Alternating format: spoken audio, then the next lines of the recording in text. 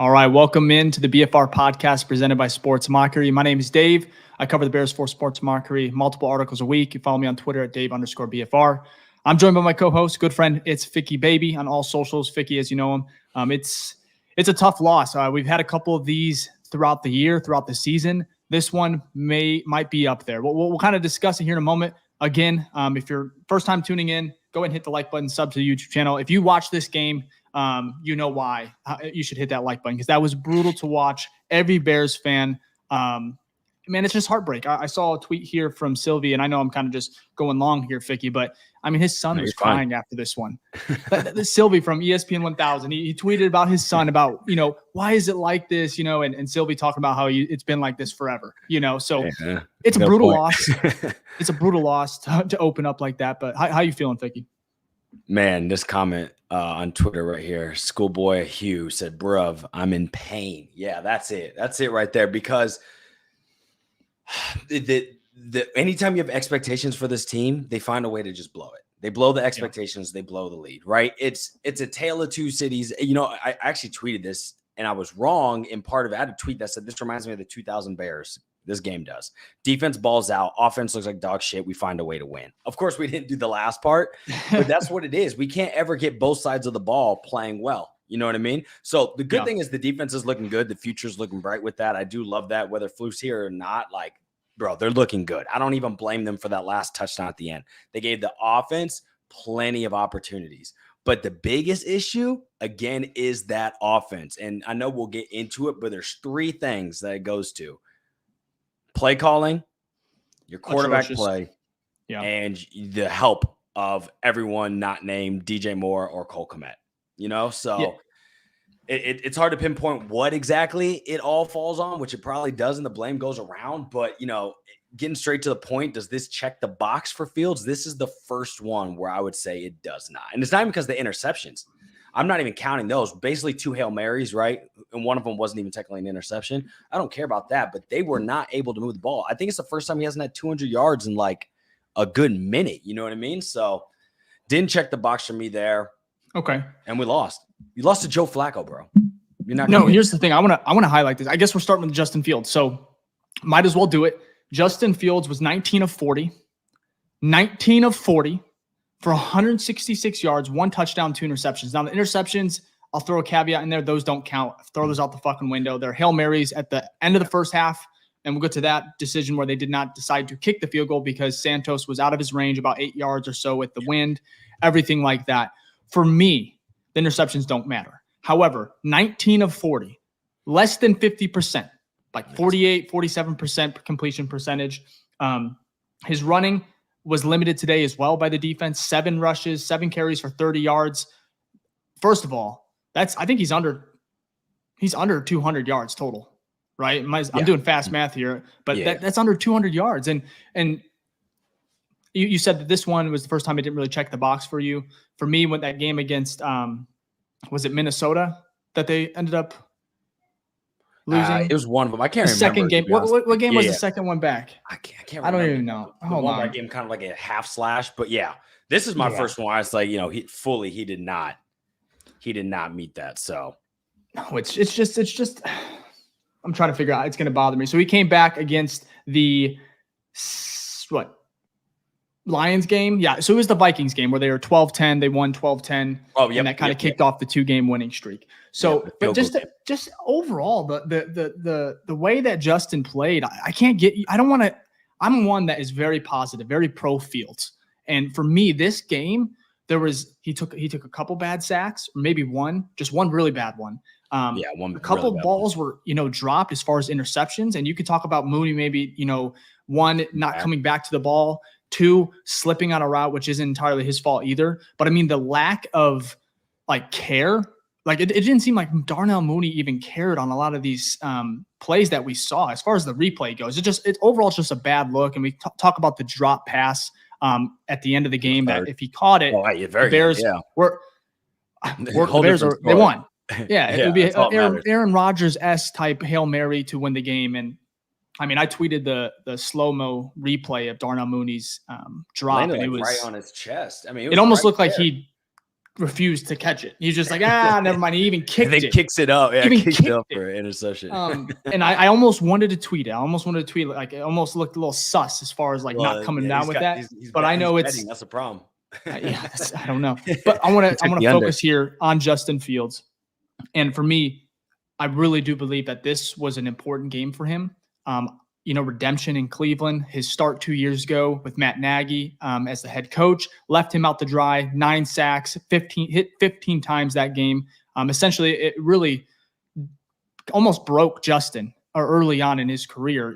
Obviously it's his first start, but then 2 years later, he flashed to this game, Bears lose 2017, and it was better, but there were still the same issues that we kind of run into with Justin, whether it's anticipation.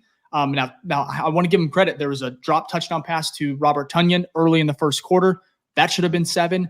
You have the Hail Mary. You have him getting hit late. Again, the refs are not calling anything for him. That's a big issue. I almost needs to be like looked into as far as why he does not get a call. He has 0 unnecessary roughness calls in the NFL this season, which is bizarre. He's one of the most electric quarterbacks in this league, but running quarterbacks, and he just never gets anything. Patrick Mahomes, these guys, they've gotten multiple calls on people just hitting him below the legs or something like that. And Justin is consistently getting hit in the head or taking, cheap shots at the very end of plays that are just unnecessary. The same one with, I think, Myles Garrett at the end of the second half or at the end of the first half. So for me, I'm going on a rant here. I just don't believe Justin did enough today at all to have any confidence that he is the guy moving forward. Yeah, and I know we're going to have this talk until he is either traded or I guess they commit to him. Yeah. I mean, it's tough. Like I still want to build around Fields, but this is the game where you're like, I can definitely see why Ryan Poles would go in a different direction. It's not that he isn't enough. Well, let me put it this way. I don't feel we lost just because of Fields. Like, it wasn't like Fields did all these dumb plays and I'm like, oh, wow. Right. But Fields didn't do enough to win the game. Right. And I think those are two different things you have to kind of grade here. Right. You not being, the reason you lost, you can still win some games, but when you think of that championship quarterback, right, you need a quarterback that is going to win you the game. So from a big picture standpoint, I can easily see Ryan Poles in his office being like, okay, what, Fields can probably get us to the playoffs. Fields could probably win us a game or two, but is Fields going to be that guy that gets us to the Super Bowl, right? And maybe he still believes in him, right? We don't know. We're just speculating on the outside. But this is the game, right? Like if there's team Fields, team not, this easily falls in favor for the team not, right? Like they could easily use this game as evidence and be like, well, you see, you only had 130 yards, blah, blah, blah, blah, blah, all that stuff, right? While previously, I'd say probably the 4 out of the last 5 games, the keep Fields argument, those were falling into that bucket, right? So, we got to see it as it is. If my theory is that a decision's already been made, then maybe this doesn't fucking matter, right? Maybe it doesn't, but there is some good comments here, which I think does, I talked about on a third of the list of things to blame. It was the help or lack of help from the wide receivers. There was about 100 yards easily missed with drops, right? You had about 50 of it from Robert Tonyan, and then a couple, you had Darnell Mooney on about 10 yards. Technically, you had Tyler Scott on one, even though he made up for it on the next play, which was great to see that from him. But yeah, drops all across the board. Doesn't mean Fields was perfect, but these guys are not catching the ball. And for one thing, I don't know if Fields is going to be here next year, right? Like that's still up for debate, but I can tell you this. I am so confident, and it sucks because I've loved this player. I have his jersey. I've always rocked with him. There's no way they bring back Mooney. The only way they bring back Mooney is if he's okay with not meeting market value of whatever, what he's trying to go for. And we for sure have already brought in a wide receiver too. Like we draft Marvin Harrison Jr., we drafted Malik Neighbors, and then he's like, I'm in. But the thing is, free agency happens. Is free agency before the draft? Yeah, free agency is March. Before the draft. So you don't even know who's going to be your wide receiver too, right? So you have to Poles has to sit there and make that decision first. Like, hey, do I re-sign Darnell Mooney or do I try to go get someone like a T. Higgins, right? I know that's not, it's hard in free agency and you're going to have to overpay, but Mooney has done absolutely nothing this year. The timing has been off. He's had drops when he normally doesn't have that many drops. It's just something doesn't seem right. And, in a contract year, that's typically when people ball. you know you got to get your money, right? So Yeah. the thing is typically when you want to get your money, you see people peak in it. And if we're not even seeing him peak now, I don't have much faith that there's going to be much more growth, right? Or at the expected rate of like being a wide receiver 2. If he comes back as wide receiver 3, I wouldn't be mad, right? And he gets paid that, but I don't think that's going to be the case. The thing is, it's what market is there for Darnell Mooney right now. I'm not trying to be. You could go to someone like the Chiefs. So do you see Kadarius Toney again? This but week? I mean, they still have a couple playmakers on there that are outplaying Mooney this year because he has 395 yards, 27 receptions, 1 touchdown. I think he has 6 or 7 drops. And I mean, today, rookie Tyler Scott, who's on the pod early in the year, he had 3 receptions for 49 yards. Mooney had 2 receptions for 14 yards, and he had 2 drops. I mean, for me, Darnell Mooney, if he wants to come back, it's not even a matter of like the money being an issue. It's like, do the Bears want Darnell Mooney back? Like, because the lack of blocking, that 4th and 1, yeah, you got to hit him late in the 4th quarter. Yeah, Darnell Mooney, the lack of effort, and I can understand missing a block or maybe not being able to hold it. It's a corner, but it was a corner on receiver. I think if he held it just a split second longer, again, effort. And I'm not trying. Maybe effort is the wrong word here because I'm sure he's trying, but it's like it doesn't look good when you can't block. It's similar to Chase Claypool. We gave him hell a lot. I mean, he's no longer here in Chicago because of some of these things we're talking about now that are bleeding over to Darnell Mooney. So maybe Chase Claypool was like, I mean, maybe the worst move by Poles ever because it almost seems like he's bled into this locker room. Darnell Mooney, some of the traits, some of the things that Claypool did, I mean, it is very, very similar to Mooney. And I hate to say that because Mooney, like you said, jersey and everything, one of his biggest fans. I mean, he was so productive early on in his rookie season and then his sophomore year. And then last year, a down year, of course, the injury. So we kind of noted, kind of, is an asterisk there. But this year, was it the injury? What is it? And the connection with him and Justin Fields it's just been off since week 1. And I expected a big game. One of my bigger, I think one of the bold predictions from, earlier this week on our show was that I thought Darnell Mooney was going to go over 100 yards. I thought he was going to have one of his best games of the season. And that did not happen. It could have. I mean, it could have. I mean, even if he catches that Hail Mary, holy shit. That would have been, it still wouldn't have erased the not very productive day, but it could have, still done a lot of good for the Bears, especially keeping them in the playoff hunt. And now, seemingly, you tweeted it, they are done. There's no way. There's no. I think mathematically there's a possible way, but it's they're like under. God, you're doing like algebra, putting all these equations together, trying to get them into the playoffs. So. But speaking of your bold take, I actually, if we go to the other side, my bold take actually hit this week with our boy Montez Sweat. 3 sacks. That man, and you tweeted about this, and they talked about on the show, I mean on the game throughout, he leads the Bears in sacks and then also leads still the Commanders in sacks. No person in NFL history has ever led 2 teams. And if obviously he'll lead the Bears going to the end, that's going to happen. Oh yeah. But if no one does it, the Commanders, he may.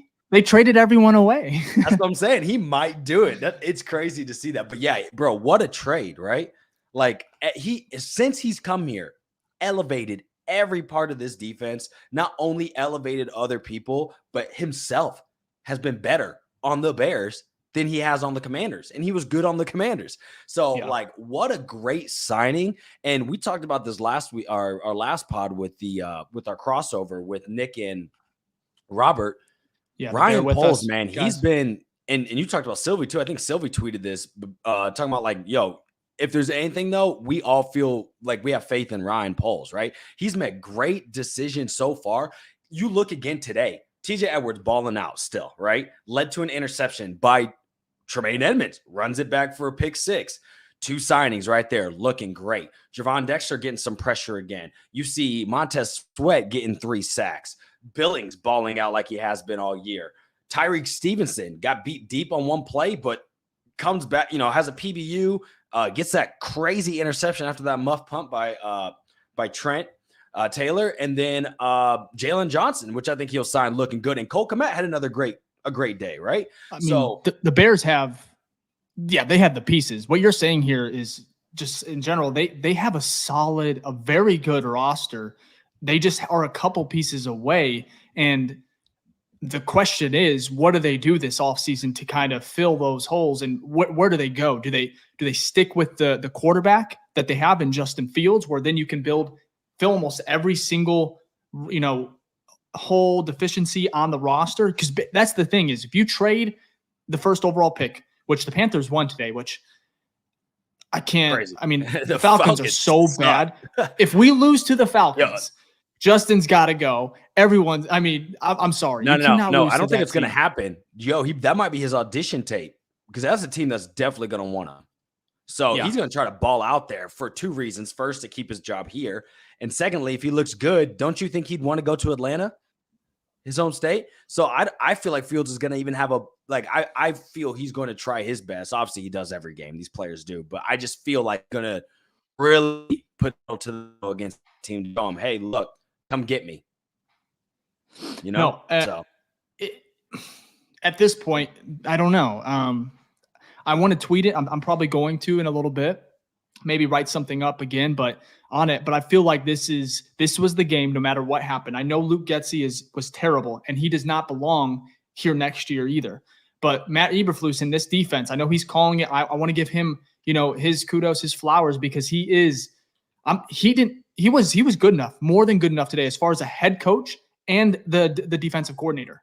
It's weird to say, but Luke Getsy, time and time again throughout this game, you were shaking your head, pissed off at the weird ass plays, garbage play calling in regards to just it was just so odd. And then Justin, again, I think it's fair to say that he was not good enough this week. He was not good enough.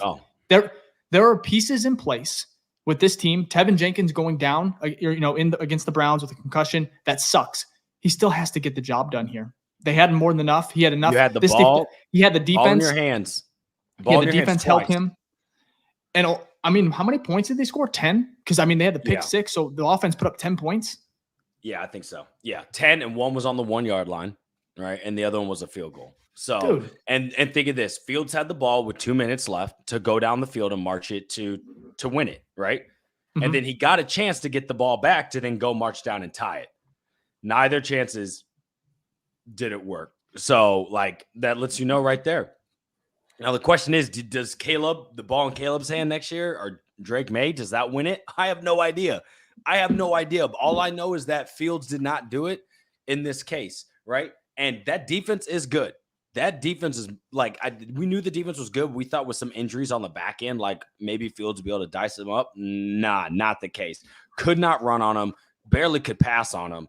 That is a good defense. But we said this was going to be the best test for Fields to go out there and show what he's got. And he didn't do it. So that's where we're left. But Dave, before we move on, we do have a great comment here from Rodney White on Twitter. Says, I'm on vacation in Japan and woke up at 3 a.m. to watch this. Really appreciate that, Rodney. That's fire. I mean, enjoy your time in Japan. We can watch this later, but we do appreciate it. I don't know if he's talking about us or the game, Ficky. Oh, well, either way. Because if you're watching, first of all, both, I'm sorry for both. Because, I mean, first of all, if you're here for the pod, awesome. Secondly, I mean, get some sleep for sure. Yeah, bro. But if you woke up just for that game, just for the Bears-Browns. That's tough to watch a loss. That is brutal, man. I don't know what more to say, that. But Bears fans are, I mean, that's the thing with Chicago. I mean, the fans, we're loyal. I mean, look at us. We had, an 8% chance of getting in. You win today, I think it goes up to 14, 15%. And then if you win out, it is a lot higher. I think it was in the 70% chance. So, but the fact that we had those odds and we had this momentum and everyone in Chicago, this was like a playoff game. I woke up and I was a little nervous. I was like, oh my God, I'm thinking ahead to week 18, putting all these scenarios in my, going through my head. And then of course, I somehow you lose this game, and the Bears defense, I mean, deserves so much better. I don't know how many times I've said that, even with Mitch Trubisky, during that era. That's all we said. But I mean, even today, Justin Fields got enough help from the defensive side where he should have overcame. I know play calling is atrocious, but you got to overcome that. If you're the guy, if you are, who he thinks he is and who I honestly thought he could be. It just wasn't enough today. And a lot of other, things to talk about. Darnell Mooney, DJ Moore had a quiet day today, but you could tell he was battling through something because he kept on every play. He would make a play or, run a route and then he'd go out. He was almost like a snap count. So it was very interesting. Yeah. Well, he did. Remember, he was on the injury report, so he had that ankle issue. So questionable. It probably makes sense. But I mean, when he was out there, I think he had one drop, but like he played a pretty good game. But I'm not worried about DJ Moore. It's the second and third guy. It's just like Tyler Scott, Mooney, Velus looked decent for his two plays he got. Good for him, but. Yeah, Velus. First of all, I tweeted out the little meme, like Shaq, where I'm not familiar with your game. Yeah. As far as like that, he had that one drive where it was like the Velus Jones Jr. drive where it was like, oh my God, who is this guy? And that was cool to see. He's a good gadget player. That he was more productive than Mooney. I know I keep on saying that. Tyler Scott was more productive than Mooney. So it's like you're bringing in two guys that could easily replace Mooney next year on the 3 and 4 spot. I think the Bears miss Equanimeous St. Brown. He's, man, as far as blocking goes, big body receiver, he gets the job done. He does it so well. We kind of take it for granted because you look at Mooney, who is in that position on that in the fourth quarter on that 4th and 1 where they had, is the QB design run, Fields to the right. Typically that's St. Brown right there, and he locks that. I guarantee you 9 times out of 10, if not 10 times out of 10, he is going to block. He's going to block that corner long enough for Fields to turn the corner. Fields doesn't need a lot of time, but Mooney gave him half a second, and Fields still almost got past that guy. Who was it? That corner. He's really, really good. Ward. Yeah, well, both of them are good. Denzel Ward and Greg Newsome. I think it was Newsome. I'm not sure, but either way, he just barely, got him with his shoes, just tapped him and made Fields trip up and tell the play. That Browns defense was good. I mean, and also like they were pressuring Fields like there was play like again for people. I see some people in the comments going crazy thinking like we're blaming Fields for everything. No, Fields had an opportunity to win the game, and due to a lot of variables, it did not happen. Like those are the facts, right? Some of it's because he got pressured all the time. Some of it's because he took a sack when he didn't need to. Some of it's because he didn't make a good throw. Some of it's because his wide receivers, when he made a good throw, his wide receivers didn't help him out. Overall, as a sum, though, you take this isn't just a looking at one game scenario. We don't just look at this game and go, oh, this is the just looking at this singular game where Fields didn't deliver. We're now looking at a summation of the past 3 years and being like, we've seen this a couple times now. If you know me and Dave are pro Fields. We still want Fields to be on this team. But this game gives evidence to Ryan Poles to be like, oh, maybe it makes more sense to go get a new guy that is under him. So our view of what we want or what we see is different than what Ryan Poles, someone who sees Justin Fields daily, you know what I mean? Way more information on him, way more information on who his possible replacement is. Like, I'm just saying we're basically saying we can see why Fields would get replaced. Fields has not done enough to where it is a surefire decision that you're like, you got to stick with them, right? Could you stick with them and you be happy about it? Absolutely, because you do see promise. But are there games like this where you're like, well, maybe Caleb Williams or like a Drake May takes you to that another level, right? You don't know. But I think the point is that so many people right now are so like, oh, it's Fields is going to be the guy. Oh, it's like so certain on these things. And I'm like, no, Fields, the only reason why we're having this conversation is because Fields is so inconsistent. When he's hot as hell. When he's cold as hell. And then that leaves it up to like, well, shit, what do you do there? Right? If it was surefire that Fields was going to be here, that means he'd be playing like these top quarterbacks.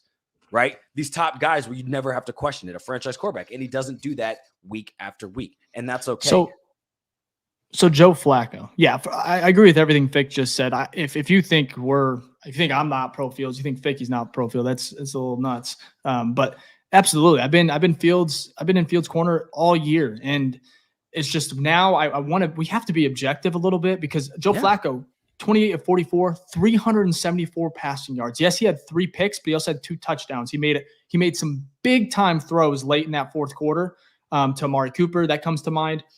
And just last week, Joe Flacco threw for 350 yards as well. So he almost has like 700 plus passing yards in 2 games.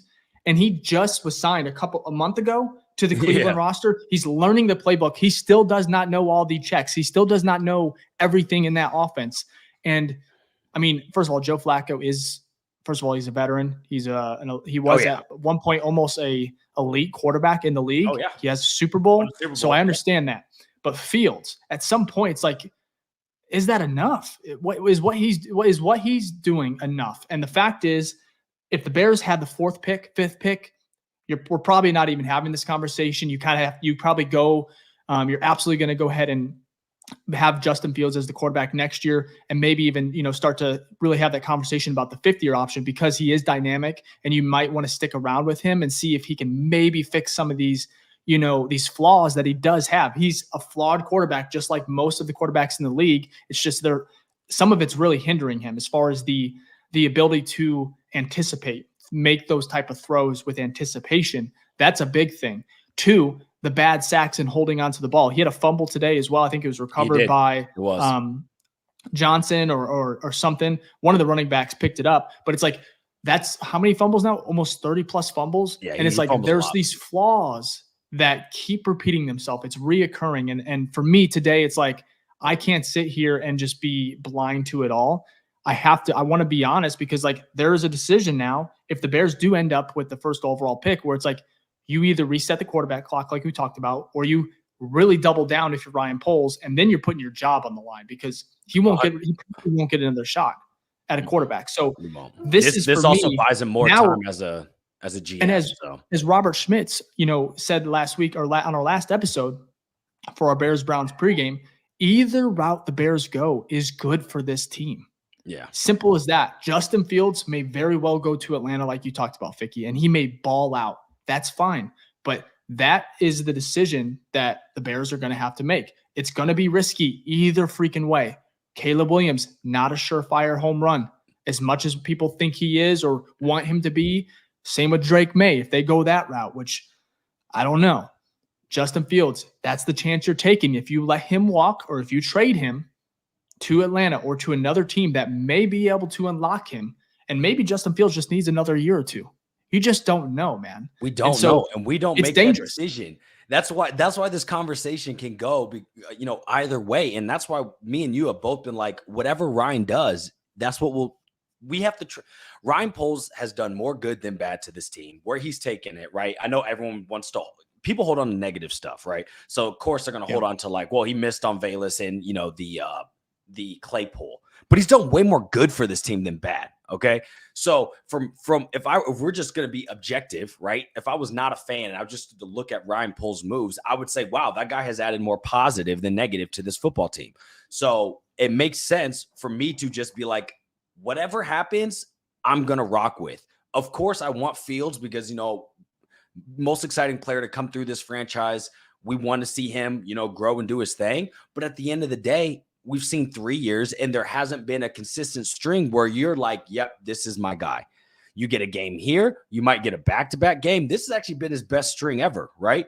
And has he improved every year? Yes. So there's arguments to keep him. But don't you think that there aren't arguments to also go a different route? That's the point. He has not done enough for you to feel 100% confident, maybe not 100, right? Because nothing's 100, but to feel super confident to be like, we can move forward with this. Because, like you said, we have the number 1 pick back-to-back years. We already passed up on it once, which we were both fine with, right? To do it again with someone like Caleb Williams, right? You could draft him, he could suck. Absolutely. You could draft him, he could be a Pat Mahomes. You don't know. But to pass up on that as a GM, bring in your guy, reset your own clock, reset the QB clock, all we're saying is we can see it. Me and you aren't going to make the decision. So it doesn't matter what we think, right? We just voice our opinions. And this is mostly for our, people listening and whatnot. But it's more of like, we can see there's evidence on both sides that either route can work or either route could not work. That's the whole point. It's the quarterback position is such a hard position to gauge. And that's why our franchise has missed on it so far for like 0 for 100. You know what I mean? So that's kind of where it's at. No, I think it's well said. We're going to have a lot of opportunities here to talk about what the Bears should do. As far as this season goes, I want to kind of read this stat that was from Doug Clausen on Twitter. It's kind of mind blowing. Before I do, our Apple, Spotify listeners, if you're listening, thank you. Go ahead and hit the subscribe, rate the pod. But if you're on YouTube and you're watching right now, first of all, drop a comment if you think if the Bears should stick with Fields or if they should go with May and Williams. So kind of let us know. Let's have that discussion in the comments. Me and Ficky will do our best to kind of have that conversation there. Of course, you can check out the pod as well on Twitter at BFR_pod. Actually, all socials, TikTok, Instagram. We have all our stuff over there. And again, if you're here, first time, awesome. Like the video. It really does help support the pod. Subscribe if you're enjoying the content. But let's get to this quote here, or this stat from Doug Clausen. The Bears have lost 3 games with a 10-plus point lead in the fourth quarter this year, tied for the most in a season in NFL history. And he goes, the season, just like this game, has slipped through their fingers. That's 3 games right there. That's 3 wins that the Bears were up by 10-plus in the fourth quarter, man. Yeah, Lions, Broncos, this. Yep, that's it. That's the NFL for you. It's such a close. The league there's so much parity. It's triggering to have to think about, but the Bears are similar to what the Vikings were last year, where they were winning all these close games, closing it out and doing it in such a historic manner where I think they won like 8 close 1-score games last year. It's quite impressive. Now, another thing I want to talk about is Matt Eberflus, because on that 3rd and 15 where they had, I believe it was Justin Jones in coverage. Yeah. Yeah. Defensive lineman on David, best player. Yes, he was electric. He's been electric the last 2 weeks. He's actually having a really good season. I mean, he's a great player. David Njoku's been a great. Real quick, Njoku or Kmet?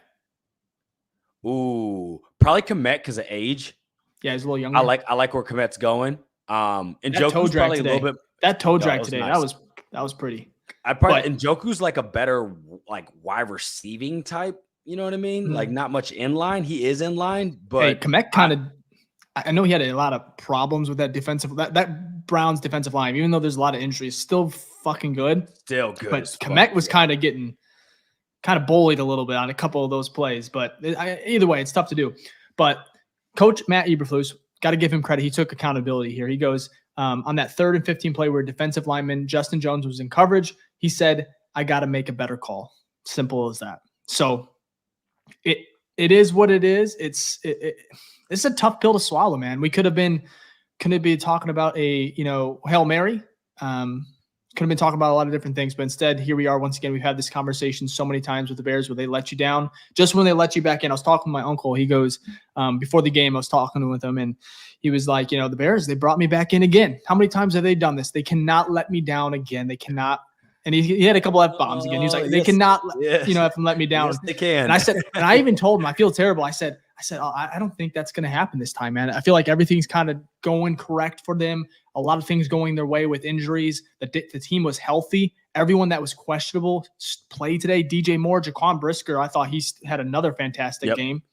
Yep. I mean, so much was going for this team momentum-wise, and they still found a way to lose. And I just can't believe it sometimes, but we have our voicemails too that we're going to get to, which is we got quite a few. This is the first week. I think we introduced it last week a little bit.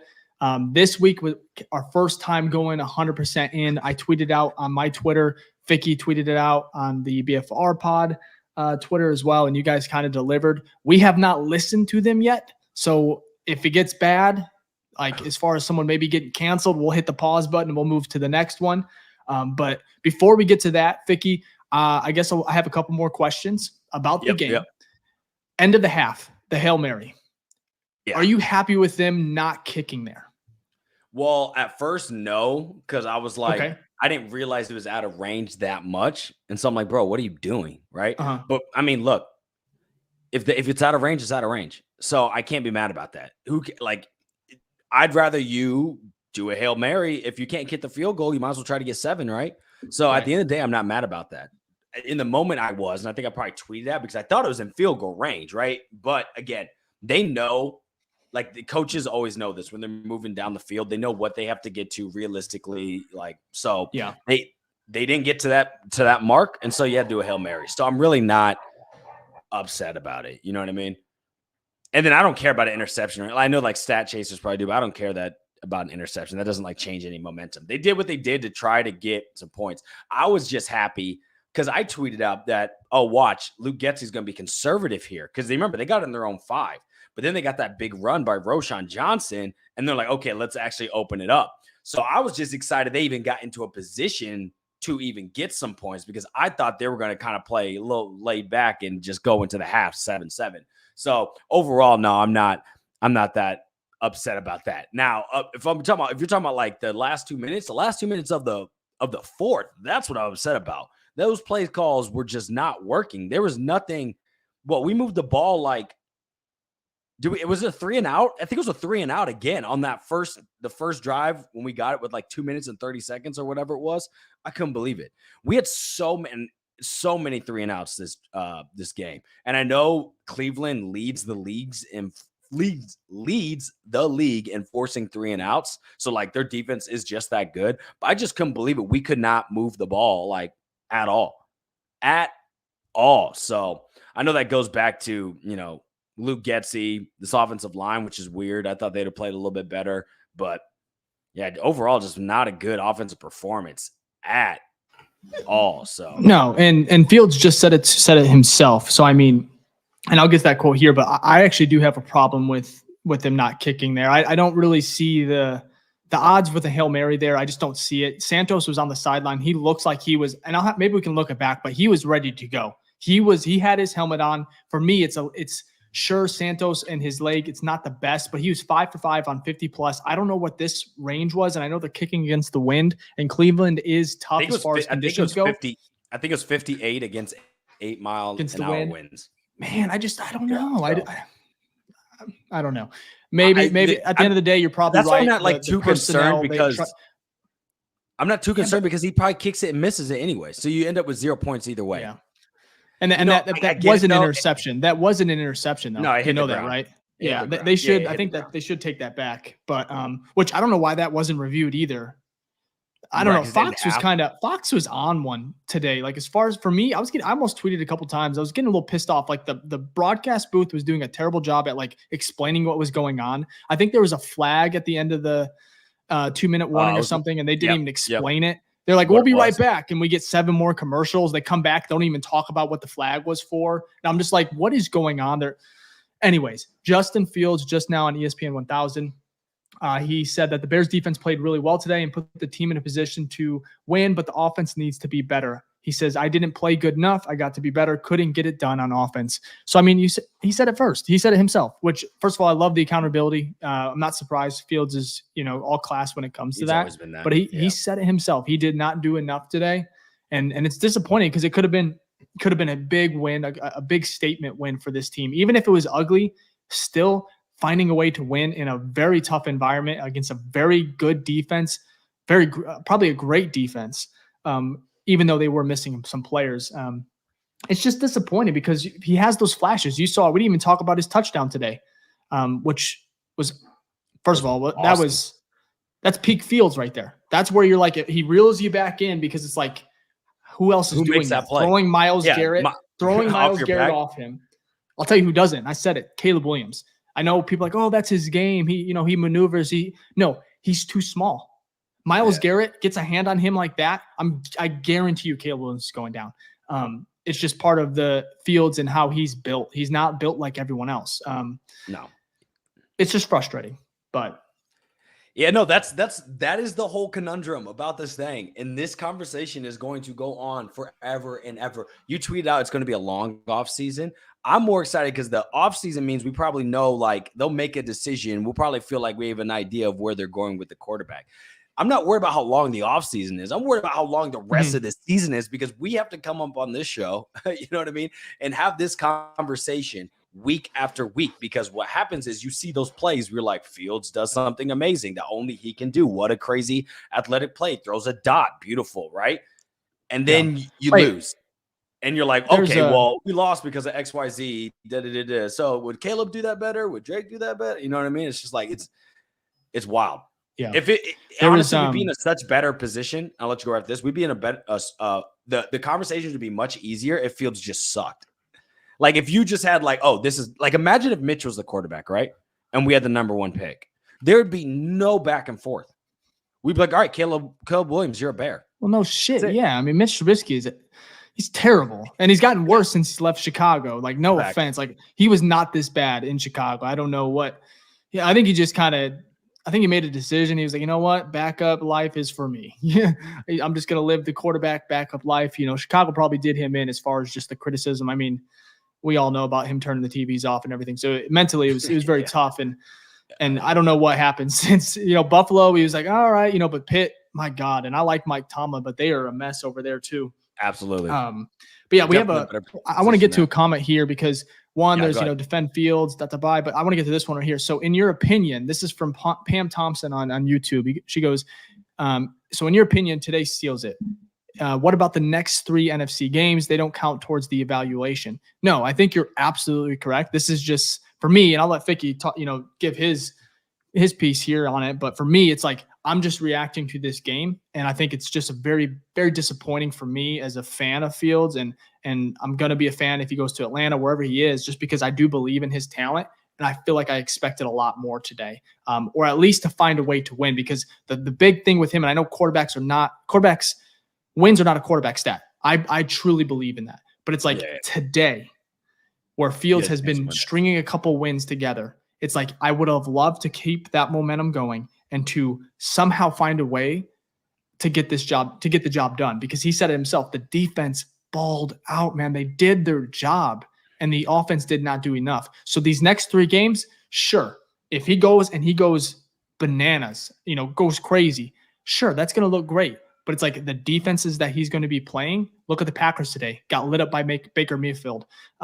The Cardinals are not that great either. And then you got the Falcons. We just talked about them. They lost to Carolina in a very bad way too. I think they scored like 9 points. So for me, this was the test, because it was this was a big test for Fields. And it's like, I grade it on a higher scale because of the defense and the environment and the momentum that was going into this game as far as keeping their playoff hopes alive, no matter how slim. So the fact that the Bears, Luke Getsy, Justin Fields, and this offense, Darnell Mooney, I might even throw DJ Moore in there, even though he was hobbled, but like they just did not get the job done. And that's disappointing. And that's why I'm very, very heavy today as far as, and very disappointed in Justin. And so he could ball out the next 3 games, but it's like, this had a lot of weight to it. This grade was going to outweigh the other 3, in my opinion, based on all those factors I just mentioned. So is it fair? Probably not, but it's like time is ticking, you know? How do you feel? Yeah, this is what I tweeted. I said, it has been sealed. There's a couple things. It has been sealed. Playoffs hopes are gone. Fields is gone. Mooney is gone. Caleb and Drake, you are a Bear. That doesn't mean that I'm like, I want Fields to be gone.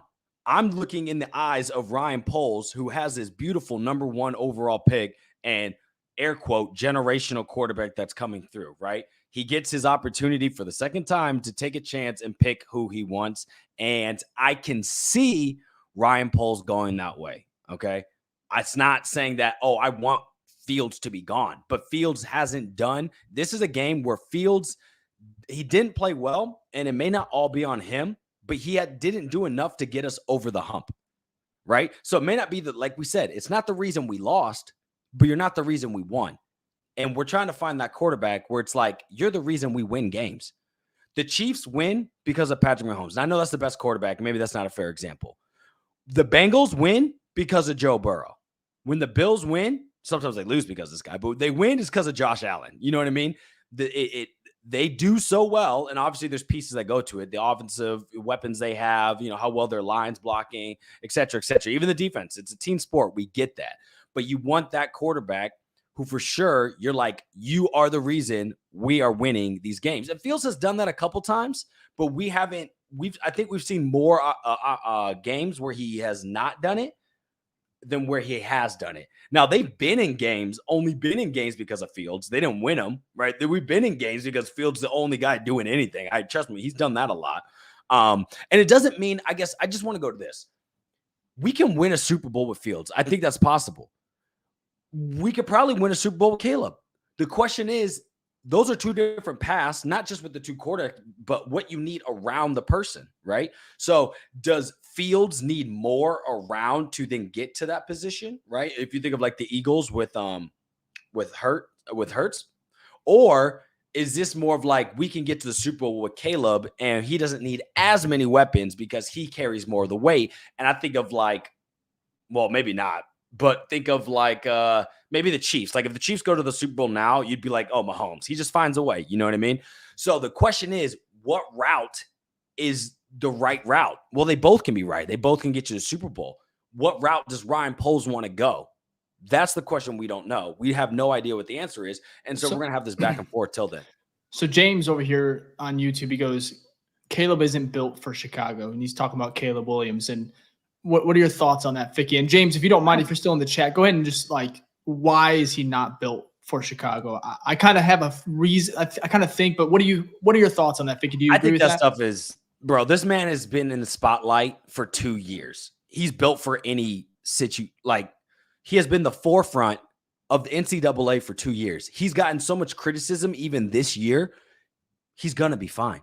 I love when people say they aren't built for a city, as if these athletes have not been the star of like their city, their college, you know what I mean? For years, bro. They've been in the spotlight. These aren't just like, oh, they just come out of nowhere and then now we know about, Caleb Williams. No, you may now just know about Caleb Williams, but Caleb Williams has probably been the talk of the town for years. You look at even Justin Fields, right?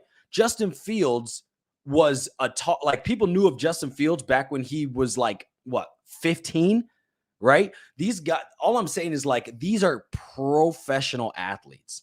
I feel that most of them are built for most cities.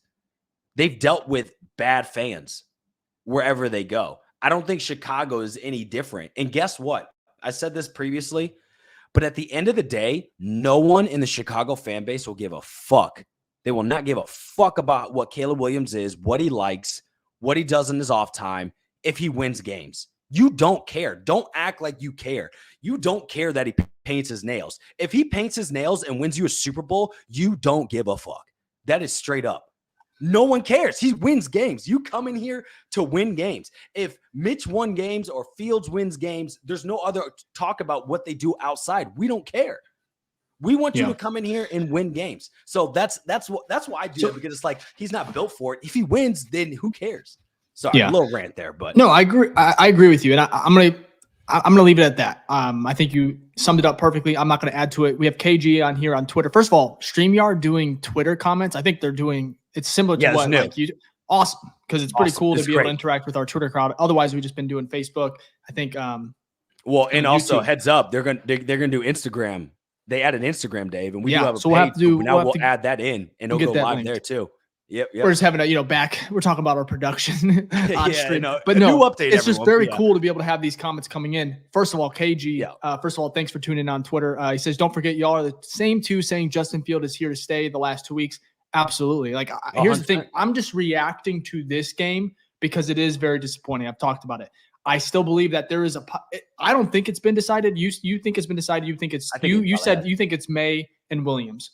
No. For me, I think the decision's been made, and I said that last week, and I don't know what that decision is. But how I reacted today is just a week by week basis. Yeah. No, this pod is just it's for to be able just to react to how we're feeling. And honestly, I am very disappointed in Justin. I expected a lot more. I keep on saying it. So yeah, the last 2 weeks they've been fun.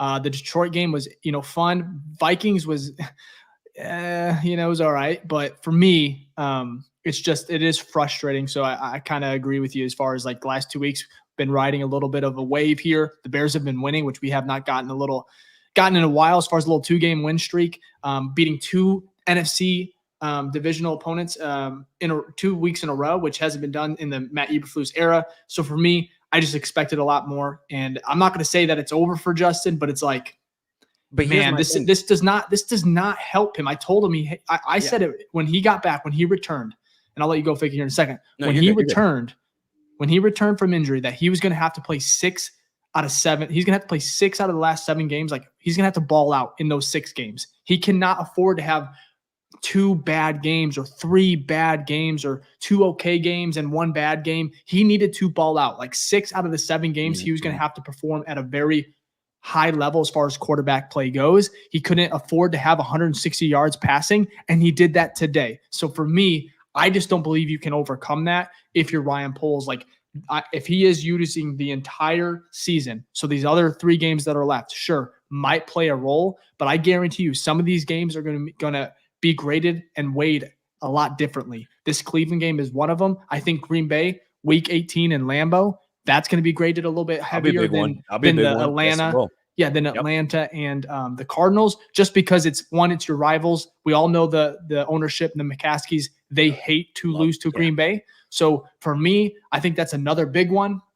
Sure, maybe they can go and win next week or the next 2 games and maybe finish with a 3-game win streak and beat the Packers, maybe play spoiler, to them or something like that. I'm not sure where they're at in the standings. Last I checked, they were in the 7th seed, but they lost today. Yes. Yeah, they're 7. They got cooked by Baker Mayfield. So yeah, they did. I'm rambling, but I just think, you're right. It is up and down. I mean, the NFL is week to week. So for me, 100%, I was about to say that week to week. Sorry, go ahead. Finish your last one. That's it, man. Yeah, no, but you're right. Look, first off, we're just giving our opinions. We have no idea what this team's going to do, okay? Just because I think it's sealed, that doesn't mean that it's sealed. I have no idea what's going on in that front office. I have no idea. But the NFL coaches say this, right? This isn't our language. And you just said, Dave, the NFL is week to week. So I look at it, the past 2 weeks, I would say Fields did a good enough job, right, that he can stay. But this week, he did not. And so since there's only a small sample size that he had left, he had 6 games. 6 games that, they had to determine whether he's going to be the guy or not, right? So since there's such a small sample size, each weight of each game is heavier, right? He's not a rookie. It's a 3rd year going on to where we have to decide what we're going to do moving next year. So, comment here on Twitter. Yeah, Diego said, y'all think we can draft Caleb and use Justin as running back? That's funny as hell. But yeah, the point is that this was not the best game. There's a lot of factors that went into it: offensive line, wide receivers, play scheme, all of that. All we're saying is that we can easily see Ryan Poles from the outside being like, this is why I need to go get Caleb Williams, right? And other factors. This is also why I need to maybe go get Malik Neighbors, because we have the top 5 picks now. Maybe trade up for Marvin Harrison Jr. Whatever it is, there are reasons from a game like this against a very beat-up Browns team where playoff implications are on the line. You need your guy to have the ball with 2 minutes left to march down the field twice. He had 2 opportunities, and he didn't do it. Not saying it's all Fields' fault, all right? This is a team sport, but you can look at it from a whole and say, you know what? It did not work. This is why I need to go out and get my guy, reset the clock, have more money that we can use in free agency, and then we're gonna start this thing over. But the good thing is that we have a team that is more built to take on a rookie quarterback and have them thrive, right? Good example. You know who did that? The Eagles took them on. They had a good offensive line, good defense. They took on Jalen Hurts. The first half of the season wasn't too great. Second half of the season, this is rookie year, starts like putting things together, right? Love to see it. They say, you know what? That's our guy. We already have the pieces. And they're in a similar situation where they had high draft picks, right? From how their GM, is it Howie Roseman, I think, whatever, setting them up, and kind of what Poles has done. And then they could keep building on that. That's exactly what Ryan Poles can do. Literally say, hey, we're going to start over. We know the first year may be a little iffy, right? We may need more help from the defense and the people around him. But if we have our guy, we're set up for 10 years. That is the question that has to be answered. And so that's what we'll figure out. And there's no right or wrong way to go about it. We could draft Caleb and he could be doo-doo, bro. He could be garbage. He could come here, coaching staff isn't good, things don't work out. Like, it happens all the time. Like, it's not. The problem is guaranteed. With Caleb, if he comes to Chicago, he's going to be coming into a situation that most rookie quarterbacks do not ever get. He will have pieces around him both on the offense and defensive side. So even if he's just good, I think that's enough because this team is going to be rock solid, at least in the next for the next few years, because of the young solid core, the draft pieces that Ryan Poles and company have brought to this team. The young corners, the young defensive players are really, you're just now starting to see it at the end of the year. But I mean, they're going to get better. We talked about it last week as far as they're going to add more. They're going to add another edge rusher, Premier probably, Chase Young, maybe through the draft. We don't know. But it's like whoever comes to Chicago, whether Justin stays or if it is one of the rookie quarterbacks next year that we take in the draft, this roster is going to be, it's going to be good. So it's like, first of all, the quarterback is probably going to be, depending on if it's Caleb and if he's a superstar, the Bears are probably competing for a Super Bowl. If they keep Justin and he takes strides, the Bears will probably be competing for a Super Bowl. The thing is, if they draft Caleb and he doesn't pan out, then this roster is going to be limited, almost Mitch Trubisky type limited, as far as you get to you finish 13-3 or whatever, 12-4, in 2018, and you're bounced out of the first round because you just didn't score enough on offense. And sure, they got down and we all know what happened, but it's like that can limit you. If you get the wrong quarterback or if you pick the wrong quarterback when you're in that Super Bowl window, not saying the Bears are there yet, but they definitely are trending towards that direction in the next year or two, as far as just the young core, and they're accumulating young talent. And for me, it's like you have to strike, you have to get this decision, not even this pick, but the decision right, whether it's sticking with the quarterback you have now or taking a quarterback next year. So a lot of decisions. KG, I want to bring up his tweet here, said that he was going to the Cardinals game next week. Is this a W? So we'll get to that. Then we'll get to our voicemails here in a second, Ficky. But do you think it's a W next week? Nothing is guaranteed with this team. Look, it isn't. It's the NFL. So it's hard to win in this league. So on paper, are we better than them? Absolutely. But does that mean we're going to win? There's no way I can feel confident about that. I was super confident that we were better than this team on paper because all the injuries they have, right? Oh, yeah. Joe Flacco, and look what happened. So I think Colt Smith is onto something here. So no matter what happens in the future, you cannot have a guy like Getsy calling plays, and he's going to be calling them next week. So the fact that he's going to be here and calling him on the sideline, he will be calling. You could be up by 21, and you could still lose a game with the way he calls some of these plays. So it is frustrating. All in all, the support on the pod today, at least, and just in the last month or two, has been unreal. A lot of people, a lot of new people in the chat. And it's really cool to have Twitter integrated into our streaming service that we use. So we'll be able to kind of talk with you guys a lot more. Everyone that's on that, I guess you can call it X, Twitter, whatever. I still haven't called it yet, which is wild. No, I know that's what it is, but I haven't. But we're we're starting our voicemails for the first time here. I think it's gonna be a really fun addition. Shout out to all the pods that do that. Couple, I think, that do it now. Hogan Johns comes to mind. It's a really cool idea. So it's a way for you guys to kind of interact, vent. That's what we do this podcast for, of course. And it's cool to be obviously supported by Sports Mockery, which we would not have the show without them. So thank you for their support. Absolutely. Check out all Chicago sports content over there on that website. And of course, we can probably get to our voicemails here now. Is that cool, Fick? Yeah, that works for me. Let me again, if it gets to a point where we're probably not going to be able to keep sharing it, we're probably going to pause it or listen to it after, but we don't want to get anyone canceled. So if you are, first of all, the link is on our Twitter, BFR_pod. I tweeted it out as well. So it's really cool. You just go ahead and hit the link. It brings you to a page where you just hit record. You say whatever you got to say, hang up or hit the end button, and it automatically sends it to us, and we can throw it on here for our post-game show. So again, first week doing it, so hang in there. Ficky will kind of show. We got a good amount. From. Yeah. We got a lot. First time doing this, but we have a ton, and we're gonna get to them. I don't know if we want to react to every single one, but no, I think we're gonna play them through, and then we'll kind of give our overall. But I'm sure there's gonna be some good ones. But we're gonna go ahead and get started with the voicemails. But before we do, if you're enjoying the pod, if you like the content you're watching on YouTube, and you just want to support, hit the like button. It really goes a long way. You don't even have to subscribe. If you want to, great. Just hit the like button. It really does. It goes a long way. I don't know how to explain it algorithm-wise, but hit the like button. If you want Caleb Williams, hit the like button. If you want Justin Fields, hit the like button. If you hate Green Bay, hit the like button. Just do it for us. So, but let's go ahead and get to our voicemails. All right. First one here is from Andrew. Let's see what he's got. Robert Tonyan, Darnell Mooney, Luke Getsy, and maybe even Matt Eberflus. Get the F out. Get out. Get out. Just epic failure, man. I'm so over this. Every week, I just bought tickets to the December 31st, New Year's Eve, Falcons-Bears with the hopes that it was going to be for the playoffs. And absolute just, now I'm selling them. I'm done. Done. But you guys, get out. Robert Tonyan, Darnell Mooney, Luke Getsy, and maybe even Matt Eberflus.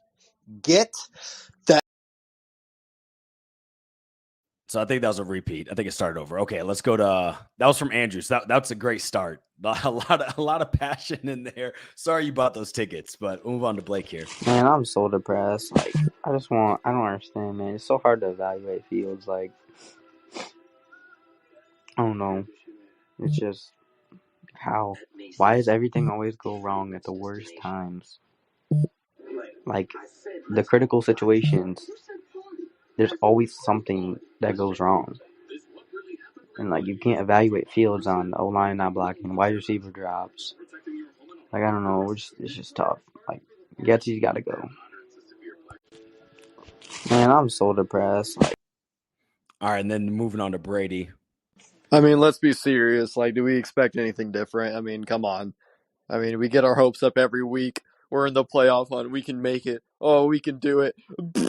Every time. Why do we, as Bear fans, go through this? We put ourselves through this emotional roller coaster all the time. We come up. We're at the toppest of all the peaks. Oh, my God, we've made it. All we have to do is beat the Browns, and we're one game back. We're even tied. Nope. We're shit. It always happens like this. God, I could sit here for a fucking hour. Can I curse on this? Can I curse on this? Because, God damn it, I'm sitting here stunned, man. I'm sitting here stunned. Oh, I hate this team. I threw my Mooney jersey in the garbage. I'm probably going to go get it later because it cost me $100 when I bought it a few years ago. Can't throw that away. But, God, he's pissing me off lately. All right, thanks, guys. See ya. Oh, that one's funny. That one's hilarious. Shout out to Brady. Yes, you can cuss on here. Yeah, that's funny. That's funny. Alu's up next. Bear down, Chicago Bears. Oh, well, I mean, hey, we'll take that too. But much positive. It just these are great. All right, on to Ben. Get Mooney out of Chicago. Leave him in Cleveland.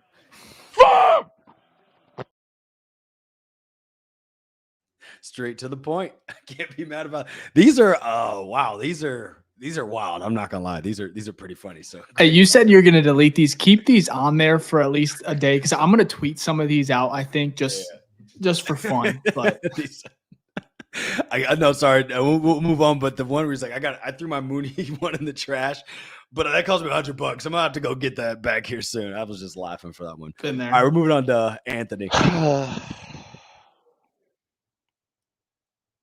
Oh, just an exasperation, what's that called? I can't even say that word. We just but that's all it was. It was quick and to the point. But thanks, Anthony. That sums it up. Nah, dude, that game, the first half was so bad. The play calling was horrible. Justin Fields, I mean, he produced when he needed him. Some bad execution by the offense, but our defense was just a few plays away from making this game 14-0 first half, and I don't understand that field goal call at the end. It just doesn't make sense to me. I don't know. Getsy needs to be fired. I don't know about Eberflus yet, but I guess we'll see at the end of the game. So I guess that was halftime. It was the halftime one from Bryce. Appreciate that, Bryce. And then let's go to Chris. This is the depressed Bears fan from X. That game summed up Justin Fields' career in Chicago perfectly. He had some really good plays. Other times, just looked lost out there. Bad play calling. Not much help around him. Yeah, the defense played well until they didn't. You had Tonyan drop a walk-in TD, and Mooney was just off the entire game. Really unfortunate and tough to watch. Composed. Shout out to Chris. Yeah. I mean, it's spot on. That's what we talk about. Fields looks great at times, and Fields doesn't at the others. That's why it's hard. Jordan's up next. All right, look, man. The Bears, something's got to happen with Getsy. I'm sick right now. Like, that was the worst play calling I've ever seen. Everyone's going to blame this on Justin. It's not on Justin. I mean, the Browns' defense is great. I think we played all right as an offensive unit, but the play calling is just terrible. Mooney, he had a rough day.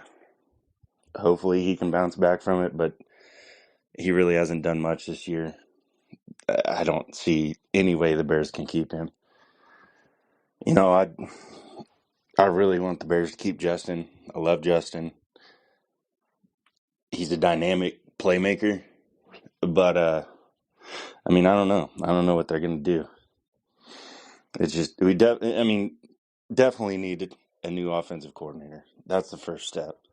Getsy's got to go. Flus has his defense playing great.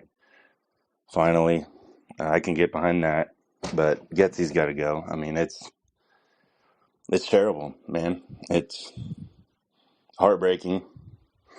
Hell, all the playoff teams that we had, or the in the hunt teams, I guess, that we needed to lose, pretty much lost today.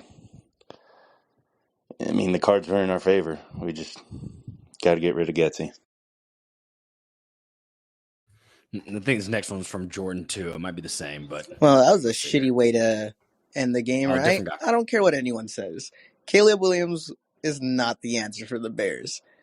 If anybody actually watches college ball, we've seen that he doesn't perform well against top defenses in college ball. He comes to the NFL draft, he's no longer playing college teams. That's how I make it make sense. We have a guy that, I mean, some could say is a mid-tier QB. Justin Fields is in that level of being mid and on the verge of being a top tier. We've seen him have strides of top tier. We've seen him do things in the NFL. We've seen him in the NFL. Caleb Williams has too much unknown, quote-unquote, generational talent that people like to label, but we see him crumble under so many top defenses, scrambling, everything included. Yes, he makes cool, flashy throws. That's not going to carry the Bears to the playoffs, to the Super Bowl.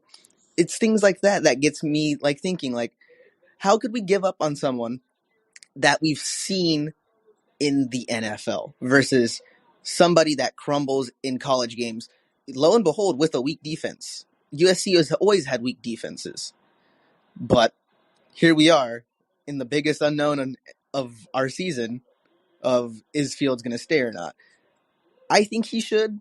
I don't think we should let him go. And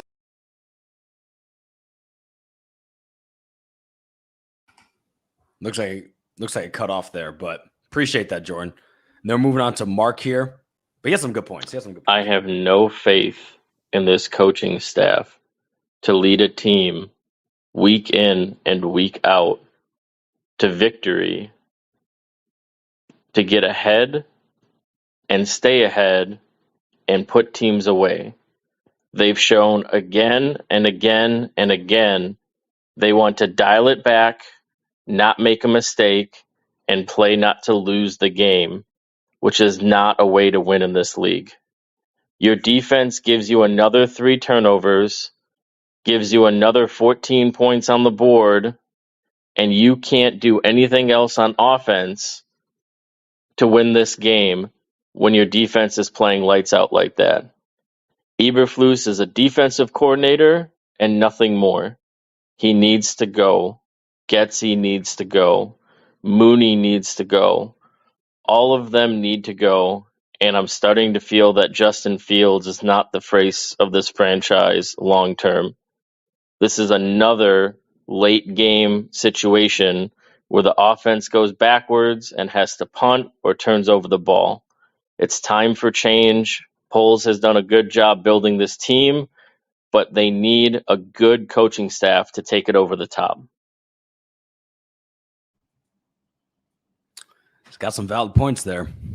Thanks, Mark. And then we got Raymond here. Man, listen, man. I don't even know what to say. I'm going to start off and just say that I'm crushed right now. Like, I swear to fucking God is my witness. I can call a better fucking game than Luke Gessie.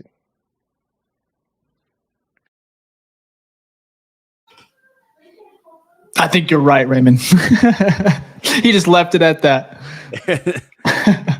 I think we got Luis. Am I off mute? Oh, sorry. I'll make sure I'm off mute. Okay, yeah, but that's kind of spot on. I honestly don't know if I can call a better one, but there's people out there. There's plenty of offensive coordinators out there that definitely can for sure. So, but appreciate that, Raymond. And then Luis here, or Luis, one of the two. Listen, our defense, it's legit, right? 3 interceptions. Well, it looks like it's not wanting to load the audio. So let me move on to Mook here. It's playing. I mean, come on. Oh, it is? Like we can't convert shit. Everyone's dropping passes. Cut Mooney, cut Tunyon, cut fucking the punt returner. I don't even know his fucking name. I forgot it, but cut him. Yeah, that's bro. weird. I couldn't hear it. But you said it go ahead. It's still going. Get to the draft a quarterback. Because at this point, I don't even know. We got to get rid of the coaches, head coach, coordinator. Got to get it, dude. We got to clean house, bro. At this point, this is just awful. This is every week. Okay. Yep. That was from Luis. Yeah, that was weird. You couldn't hear that one. Yeah, it was delayed. Yeah. It like kicked in halfway through. I don't know why. But anyways, if people can hear it, that's good. That's good. And then we'll move I heard on the cut part. I cut him with the cut part. He's like, cut this. So I'll move into I think Mook here. Honestly, the campaign for Mooney to leave starts now because there is no way he was playing that lazy today. I love Mooney. Like he's a good player, but the way he just played today is unacceptable. And we really need Marvin Harrison Jr. My fault. And because the way Robert Tonyan dropped that potential touchdown, it should never happen. That was literally unacceptable. Yeah, that Tunyon drop is gonna haunt me in my nightmares. That's for sure. God, that was. Hey, once a Packer, always a Packer. Look at Luke Getsy. Sabotage. Hey guys, love the pod. Sam. I'm sorry. This loss is not on Justin Fields. I'm sorry. It's just not. On that last drive, the Bears and Luke Getsy decided to, on the first play, do a pitch left right into Myles Garrett's grill to start the game-winning drive. Like, what? That's just, come on. This is on the Bears coaching staff. They need to move on. Yes, Caleb Williams is an amazing talent, but I don't know. Justin Fields just needs more support around him. Love you guys. See ya. Appreciate that, Sam. I mean, yeah, that play was. I don't know why you'd want to run it directly in front of Myles Garrett's face, but hey, whatever. I'm not an NFL coach. We have Reno here. The fact that Eberflus is not fired for leaving 6 points on the board, not letting Santos kick it twice. The loss isn't on Fields, it's on Flus. Leave his ass in Cleveland. This is the 3rd or 4th week this year we've left points on the board at the hands of Matt Eberflus. Fire his ass. Valid. Kyle? All right, we've been Eberfleeced once again. That's 3 by winning by 10 in the 4th quarter. That's tied for most in the NFL. Leave Eberflus in Cleveland, especially leave Getsy in Cleveland.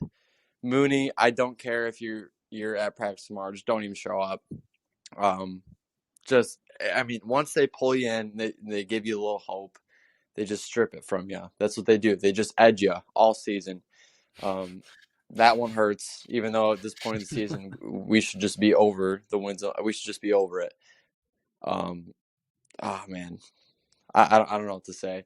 I cannot wait to watch a non-Luke Getsy, Matt Nagy, Mark Trestman, whoever the hell else offense. Get me a good offensive coordinator with Justin. Let's see what the hell happens. I bet you it's going to be 10 times better than what we've been watching for quite a while.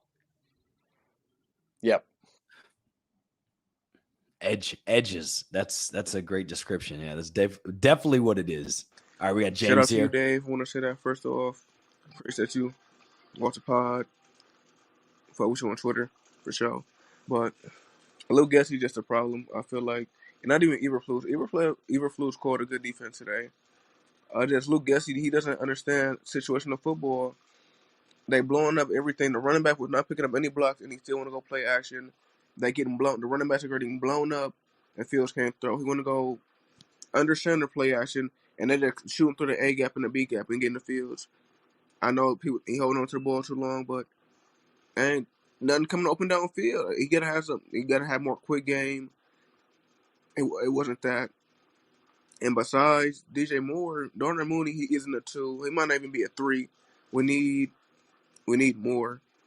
Like we need a solid number 2 wide receiver to complement DJ Moore.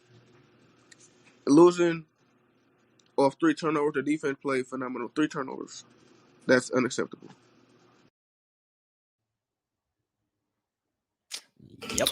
No, absolutely. Shout out to you too, James. Appreciate it. Appreciate that. And then the last one here, Mike. It really doesn't get more frustrating than this as a Bears fan. I mean, top to bottom, this was a microcosm of our season. Starting with the defense, they were great for 3 quarters. I mean, incredible. Held Joe Flacco in check, turned the ball over multiple times, especially when we needed it. But what you do for 3 quarters doesn't matter when in the 4th quarter you give up 2 50-yard bombs that cost you 10 points. It's a good win in Cooper.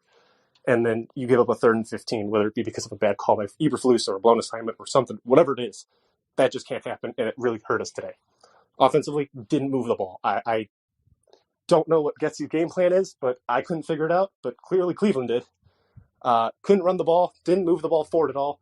Justin Fields got us a touchdown in the 1st quarter because of a miracle a rollout to his left after a pick by Eddie Jackson. That even took 8 plays to get. It was frustrating all day long trying to move the ball. And then special teams. We're passing up on field goal opportunities that can get us points. And then punting, Trenton Gill has been struggling to punt all year long. Today was no different. His net punts are one of the worst in the NFL, if I'm not mistaken.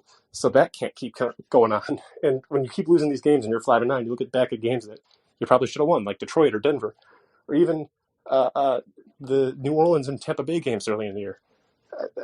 This really is going to be the story of the offseason and might have just cost a couple of people their jobs, including our quarterback and coach. So hopefully things change heading into 24-25. Perfect one to end on. I mean, valid points. All of those voicemails, really appreciate it. Thanks for all you calling in, leaving your comments. They're funny. You guys love great points, and we'd love to see you guys keep calling in the future. So appreciate that. No, first of all, I think it was cool. This is our first week doing the voicemails live. You guys definitely delivered. Shout out to just everyone that called in. We're going to do it again. If you guys want to be a part of it next year or next week, go ahead and just make sure to follow the BFR_pod Twitter. That's kind of where we tweet the link. Of course, I will as well. Ficky will do so also. So check out our Twitters. That's where we'll probably get it. We'll have the link over there. I think it's going to be in our bio too. Or we'll have it on there either way. So it's really easy to do. The app that we use makes it just to be able to do it on your phone, press a button, leave whatever, vent. You saw the voicemails today. It was really cool. Honestly, I'm going to have to tweet some of those because those are pretty funny, man. Some of them were hilarious. Yeah, some were pretty funny. But yeah. I want to end with this because it kind of makes me reflect a little bit on me being maybe too harsh on Justin today. And again, it's a week-to-week league and emotions run high. Of course, we just want to see them win at the end of the day, and they lost in dramatic fashion. But DJ Moore was asked about let's see here, about just drafting a quarterback. And there's a huge, there's going to be a big decision coming. And he was asked, this is from Bears Marquee, I believe. I'm not sure, but just want you to listen to this answer. And then we'll end the pod here, of course. I don't know. Y'all asked me that, last week? Somebody asked me that last week. I'm still like, bro, where are y'all seeing this? Like, what makes him not the quarterback for the Chicago Bears right now? I get y'all got everybody coming out. It's like 2 of them. I don't think they better than Justin, so they cool. I mean, look, we've talked about this, and again, I just want to preface: we're not in the locker room. We don't know how what. Well, you don't have to be in the locker room to know that Justin is loved there. Like absolutely, loved. That's why, and by us, we love him too. Yeah. The thing is if it's interesting because if you get a new quarterback. will that do damage to the inside locker room? Maybe not if you start winning, but everyone in that locker room, unprovoked. This wasn't unprovoked. He was asked, but typically they talk of high praise of Justin. He's the leader of that team on and off the field. He answers and takes accountability at the podium. He deals with the media well. He has some good games. It's just some games like this he doesn't. And so because this wouldn't be a conversation. We don't have that number one pick, but we do. So there is a reality where a GM will buy himself more time and go draft his quarterback. It's been shown time and time again in the NFL. So for people to feel like that's not a possibility, we have to step back and be like, of course it is. Our takes here aren't whether I tweeted Fields is gone. That's not because I want him gone. I look back and go, well, shit, you look at this playoff implication game, a lot on the line, a lot of weight to this game. Fields has the ball, 2 minutes left, doesn't deliver, right? The team doesn't deliver. I could easily see Ryan Poles saying, hey, look, if I go get my guy, this doesn't happen. We score on this team. You know what I mean? But again, we don't know if that's even what Ryan's saying. Maybe Ryan's saying, hey, look, Justin Fields is the guy. His weapons did not help him out at all. We need to get better in the offensive line. Maybe he is just saying, hey, this is more of an example that we need to build more around him than we need to start with someone new. It's all speculation. Dave doesn't know. I don't know. But we just go off of performance. No. This goes more in the bucket of, oh, maybe they draft a new quarterback. Go ahead. Well, yeah, I don't think, it's this one just didn't. It doesn't. The evaluation it just makes it more unclear. It's not all on Justin because of Luke Getsy and all these other factors. Darnell Mooney taking a step back. DJ Moore really being the only receiving weapon. Cole Kmet's great, but he's a tight end, of course, and it just makes it foggy. It makes it blurry. It's hard to evaluate. And feel, conviction. But like I said, that's what these guys get paid for. That's what Ryan Poles, is brought in for. And I think he's doing a really good job. So either way, I just think it's cool to see. I think also just hearing from DJ Moore, who is a top guy. He's played with a lot of quarterbacks, a lot of poor quarterbacks, you could say, in his time in the league. And, his connection with Justin Fields is definitely real. Shout out to him again for just kind of playing through that injury. You could see it again. We talked about it, but the fact that he says that Justin is better than both those guys, I think it should hold some weight. Absolutely. Because, at the end of the day, Justin, we talked about it. He is to move on from him. It could send, shockwaves through the locker room, especially how he ends up playing throughout maybe these last 3 games. So all in all, it's going to be interesting. It's already interesting. It's basically you're taking a risk. You're rolling the dice. If you don't think Fields is the guy to take you over the hump, you're rolling the dice, taking a risk that Caleb Williams is going to be better than Fields. He can't be equal to Fields. He has to be better than Fields. We don't evaluate the players. We have no idea. Obviously, this is as they would say, a generational prospect. There's a lot of things, there's a lot of variables that go into it, but that's what makes us conversations go back and forth. And you said something that is very, very important. You said what it does is it makes it unclear. And that's the issue right there, is that we're in year 3 and there's still performances that doesn't push the needle left or right. And that's why I can see the possibility of Ryan Poles going, okay, I'm not unsure. I'm a little unsure on this situation. I would rather take a risk on my guy because, again, buys him time, resets the quarterback market. The rookie contract, and he buys himself more time as the GM. Yep. But you said about moving the needle. This should have been a game where Justin could have moved that needle, and I don't think he did. That's where you can have the conversation. Did it fall back? Did the needle kind of? There's just a lot.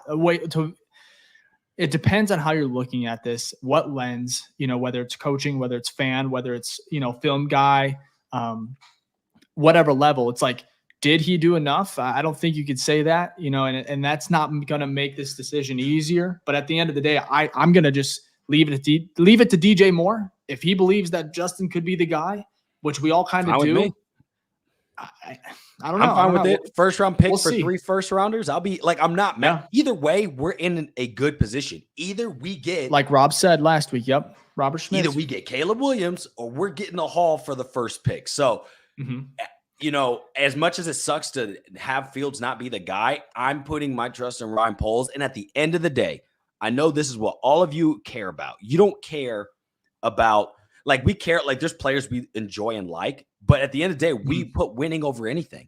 So if a new person comes in and we start winning games, no one will talk about Fields again. No one will be like, oh, I want Fields back. I miss Fields. That only happens that only happens when the guy you replaced is worse than the guy you had, or he doesn't surpass it, right?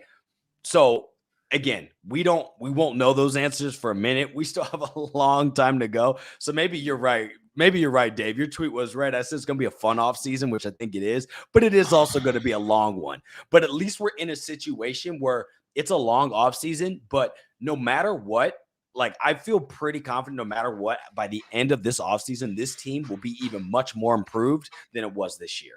Because even if Caleb Williams is like Fields, like maybe a nick under in his rookie year, everything though around him, weapons will be better. On offense, defense is going to improve. And then, you know, like, it's a much better, like, we're the team without the quarterback is still, I'd say, like, decent. It's not like trash. It's not great yet, but we have enough cap space money. We have more picks that we're going to be able to use, and possibly we can get more if we flip them. And then we're just going to keep stacking this team and building it up. So, yep, long and fun, I guess. We'll see what happens, though. I have no idea. And we have 4 more weeks, or what, 3 more weeks to discuss this? Because this conversation is not going anywhere. Yeah, we do not have 3 more. I do not want to be discussing this for 3 more weeks for sure.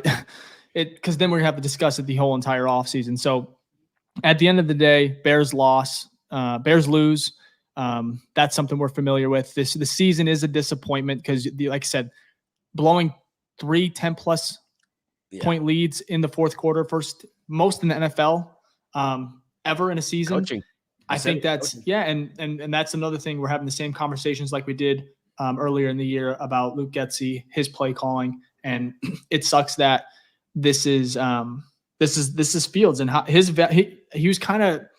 he had a rough start to the, you know, when he entered the league with Matt Nagy, and he's still having, you know, some issues in regards to just the circumstances around him with the coaching, you know, and you can say that he does not have enough weapons either to an extent, because like you said, you can build around him next year, and we'll get to all of that. But at the end of the day, Bears lose. They are now 5-9. All right, 5-9. Best way you could do, you could win out, finish 8-9, and maybe feel a little bit better there. So yeah, especially that win in Green Bay. That's the other 2 games not too worried about. But if we beat Green Bay and we beat them well, and Fields looks good, maybe the needle goes back in that favor. You know what I mean? Maybe it is Fields is here to stay, and it could be it's a week to week, or like I said, my hot take is maybe the decision's already made easily. So we'll find out. We're left in the dark, and all we can do is go off the game that was played and talk about it. So we'll see what happens. Absolutely. Well, hey, first of all, if you tuned in for the hour and a half episode here, we appreciate it.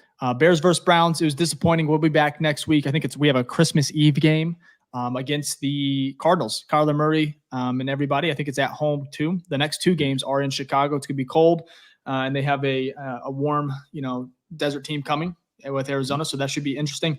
Hopefully the Bears can go on a run here. Obviously playoffs are probably off the table, which is disappointing, but thank you everyone that's listened, all the voicemails that you guys sent in, the comments.